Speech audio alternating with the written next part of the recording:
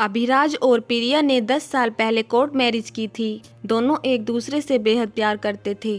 प्रिया बहुत ज़्यादा खूबसूरत, चंचल और बहुत बातूनी थी।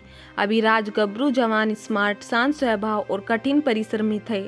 वित्तीय स्थिति में कोई कमी नहीं थी, लेकिन आज अभिराज का पैसा भी किसी काम का नहीं था जो उसे बचा भी नहीं सकता था, क्योंकि डॉक्टर ने कहा था कि आपका कैंसर लास्ट स्टेज पर है। हम सभी कोशिश कर चुके हैं, लेकिन सभी कोशिश नाकाम होती नजर आ रही है। आपके पास सिर्फ और सिर्फ 1 महीना है। आपके बचने के चांसेस 1% है, वह भी अगर भगवान ने चाहा तो। बस दुआ ही अब आपको बचा सकती है।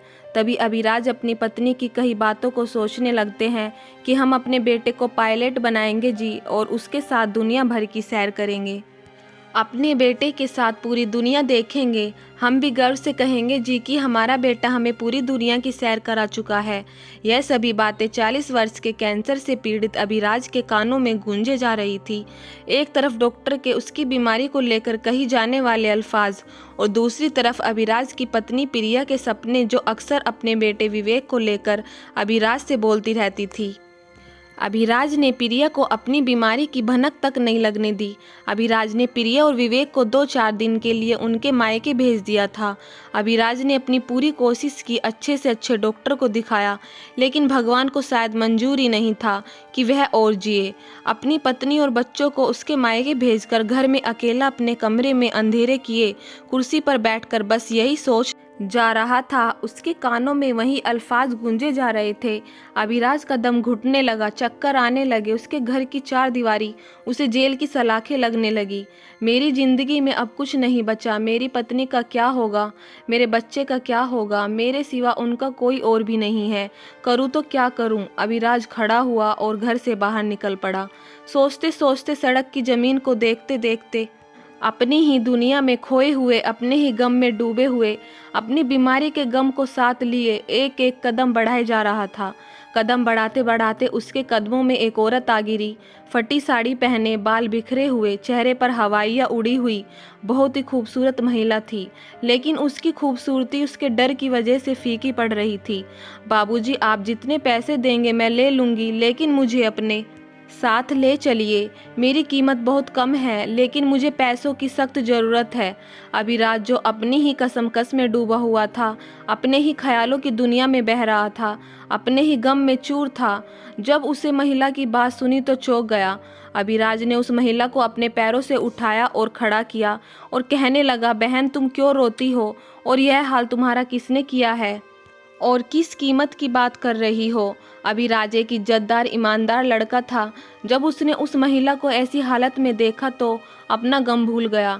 महिला ने जब उसके मुंह से बहन सुना तो रोने लगी कि आज तक मुझे बहन कहकर किसी ने नहीं पुकारा, नहीं आज तक किसी ने मेरा हाल जानने की कोशिश की।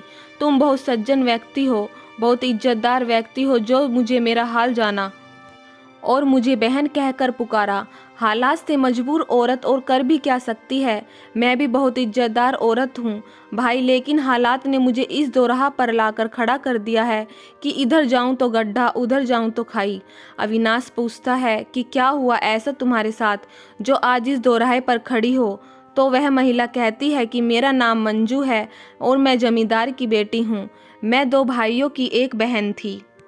बहुत इज्जतदार घराने की लड़की हूँ, लेकिन पढ़ने की कामचोर थी। मैंने सिर्फ 3री कक्षा पास की और आगे नहीं पढ़ी। मुझे वैभव नाम के एक लड़के से प्यार हो गया था। मेरे घर वाले तो राजी थे मेरी शादी के लिए, लेकिन मेरे चाचा ताऊ ने कहा कि अगर उसने अपनी मर्जी से शादी की तो हम उसे मार डालेंगे और तुम्हारा हुक्का पानी गिरा डालेंगे। लेकिन मेरी माँ मेरे साथ थी। उन्होंने मुझे घर से भगा दिया और कहा, कहीं दूर चली जाना, नहीं तो यह मार डालेंगे। मैं घर से भागकर वैभव से शादी की। हमारे 2 बेटे हुए। वैभव बहुत अच्छे इंसान थे, मेरा बहुत ख्याल रखते थे, कभी कोई कमी नहीं आने देते थे। दिन रात मेहनत करके अपने घर चला रहे थे। हमारा हंसता खेलता परिवार था, लेकिन भगवान को कुछ और ही मंजूर था। वैभव का एक्सीडेंट हो गया और मुझे और अपने बच्चों को छोड़कर चल बसे। मुझे अपने अनपढ़ होने का कभी अफसोस न हुआ था जितना अब होता है। मैं कैसे अपने बच्चों को पालूंगी? मेरा तो इकलौता सहारा वैभव ही था। अब मैं क्या करूंगी, कहाँ जाऊंगी? मैं जैसे तैसे लोगों के बर्तन झाड़ू करके अपने बच्चों को पालने लगी। कहीं काम करने जाती तो लोग बुरी नज़र रखने लगते। आज मेरा बेटा बहुत ज़्यादा बीमार है, मेरे पास दवाई तक के पैसे नहीं हैं। किसी के यहाँ काम करने गई तो वहाँ उनके पति अकेले थे। वहाँ से मैं वापस लौट आई। घर गई तो देखा बच्चे रो रहे हैं और बड़ा बेटा मरने की हालत में है। मेरे पैरों तले ज़मीन खिसक गई। मेरा बेटा भी कहीं मुझे छोड़कर चला न जाए। फिर इस दुनिया में मेरा वजूद ही क्या रह जाएगा? किसके सहारे ज़िंदगी काटूंगी? कुछ समझ नहीं आ रहा है क्या करूं? किससे मदद मांगूं? आज के वक्त में लोग मदद कम और गंदी नीयत ज़्यादा रखते हैं। मैंने जब बेटे की तरफ देखा तो और डर गई। उसकी आंखें बंद हुए जा रही थी, बदन गर्म तवे की भांति तप रहा था। इज्जत बचाऊं या बेटा, यह सवाल मुझे खाए जा रहा था। तुरंत खड़ी हुई और भागती भागती आ रही थी तो तुम्हारे कदमों में आकर गिर पड़ी। मंजू अपना अतीत बताकर रोने लगी। अभिराज मंजू को सांत्वना देते हैं और अपनी जेब में हाथ देते हैं। 5,000 रुपये निकालते हैं और मंजू को दे देते हैं कि मेरा नाम अभिराज है, आज से मुझे अपनी भाई समझो। अब तुम पहले जाकर अपने बच्चों की दवाई लो और अच्छे से ध्यान रखो और मुझे अपना पता बता दो। मंजू अभिराज को पता बता देती है और दौड़ी दौड़ी अपने घर की तरफ मुड़ जाती है और अभिराज भी अपने घर आ जाता है। कमरे की लाइट्स ऑन करता है और खाना ऑर्डर करता है। इतने कपड़े बदलता है, खाना आ जाता है। खाना खाने के बाद आराम से सो जाता है। मंजू 5,000 रुपये पाकर खुद को बहुत खुश नसीब समझ रही थी। जिस इंसान के पास 2 कौड़ी न हो, जिस इंसान का बच्चा मरने की कगार पर हो, वह इंसान इतने पैसे पाकर खुद को खुश नसीब ही समझेगी। मंजू हाफते हाफते घर पहुंची और जल्दी जल्दी अपने दोनों बच्चों को उठाकर अस्पताल की तरफ भागने लगी। जल्दी से जाकर अपने बेटे को डॉक्टर को दिखाया। डॉक्टर ने बोला 10 मिनट बाद तुम्हारा बच्चा इस दुनिया में नहीं होता। मंजू रोने लगती है, उसकी दवाइयाँ लेती है, खाने का सामान लेती है और घर आ जाती है और आकर बहुत रोती है और कहती है कि भला हो अभिराज बाबू का, जो भगवान बनकर आए मेरे बच्चों को मरने से बचा लिया। मैं उनके लिए कुछ नहीं कर सकती सिवाय दुआओं के।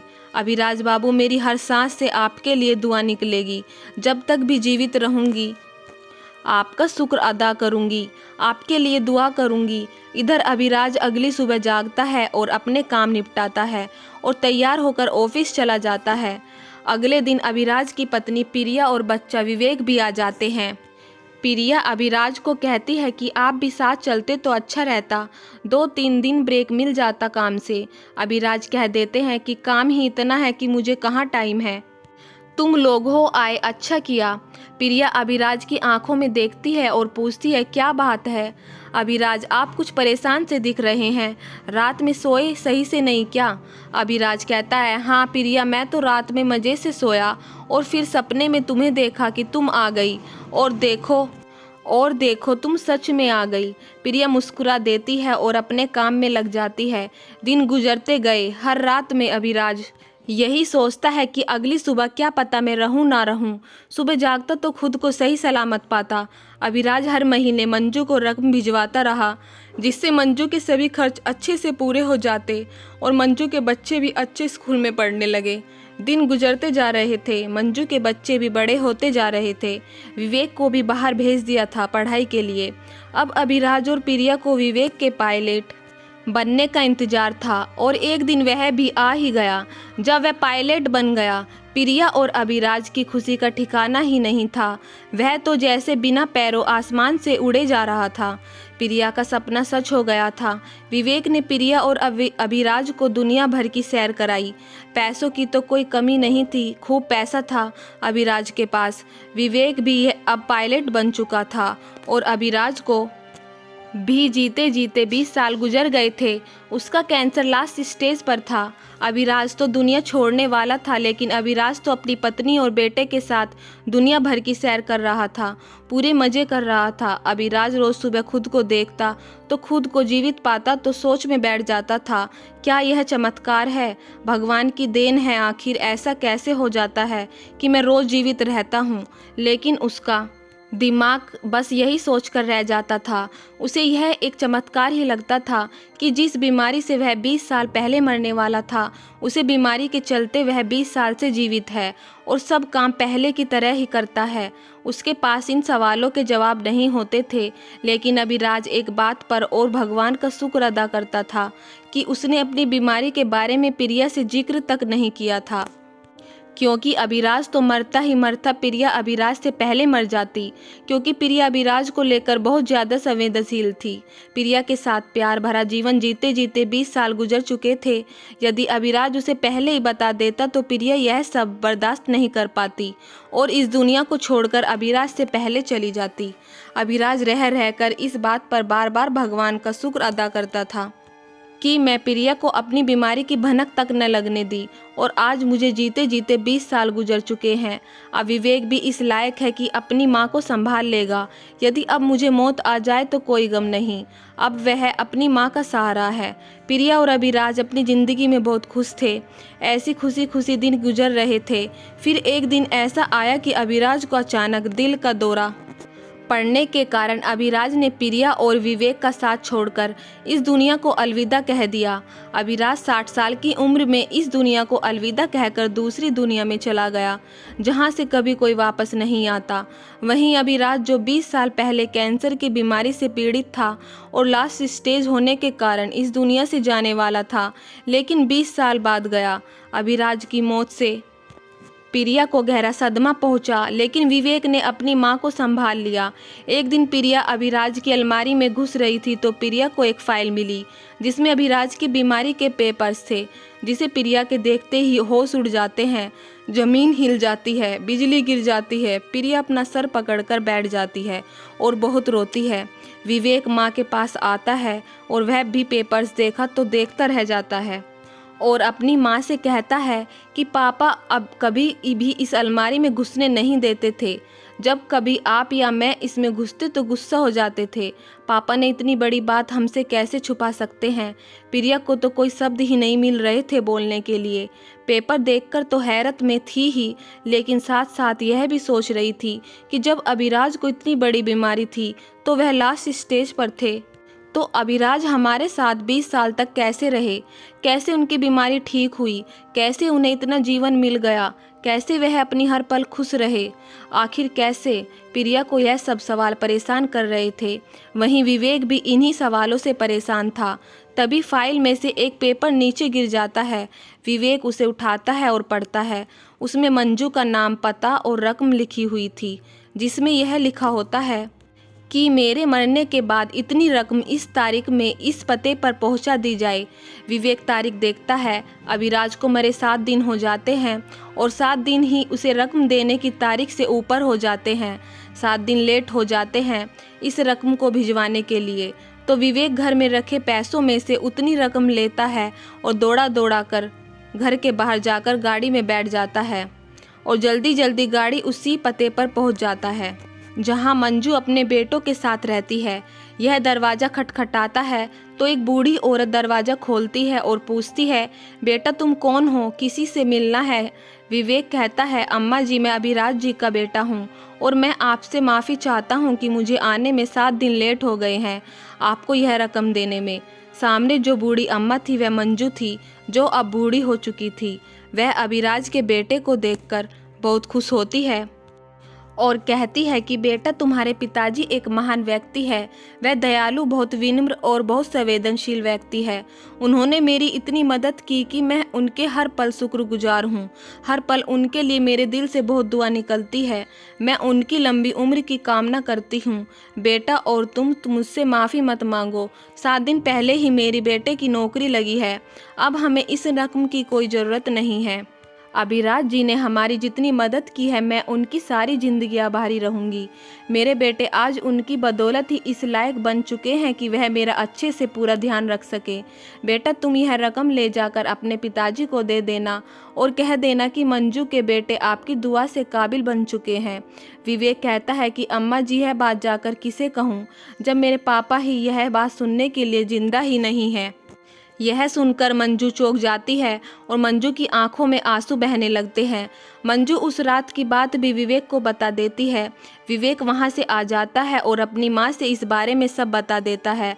तो प्रिया कहती है कि अब मुझे समझ आया कि अभिराज को इतनी बड़ी बीमारी होने के बावजूद भी वह हमारे साथ 20 साल तक हंसते खेलते जीवित क्यों रहे, क्योंकि उन्होंने एक अबला बेसहारा 2 बच्चों की मां की ऐसे वक्त में सहायता की जिस वक्त में उसे सहारे की सबसे ज़्यादा ज़रूरत थी। मंजू की दुआ से ही अभिराज इतने साल जीवित रहे। मंजू की इन दुआओं ने ही अभिराज की इतनी बड़ी बीमारी को टाल दिया।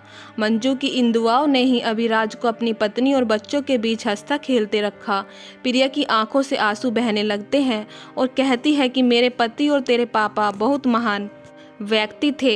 उनसे किसी का दुख नहीं देखा जाता था और सबकी मदद करते थे। प्रिया और विवेक दोनों रोने लगते हैं। ईश्वर का शुक्र अदा करते हैं कि तुमने इतने साल तक हमारे पापा पति को इतनी जिंदगी दी। अगर किसी इंसान की दुआ किसी के साथ होती है तो वह दुआ बड़ी से बड़ी बीमारी, बड़ी से बड़ी तकलीफ़ों को भी टाल देती है। जैसे अभिराज को मंजू की दुआओं ने 20 साल जिंदा रखा। मदद करने के लिए पैसे ही काफ़ी नहीं होते, मदद करने के लिए इंसान की नीयत भी होनी चाहिए। दोस्तों, अगर यह कहानी आपको थोड़ी सी भी पसंद आई हो तो लाइक और सब्सक्राइब कीजिएगा। धन्यवाद।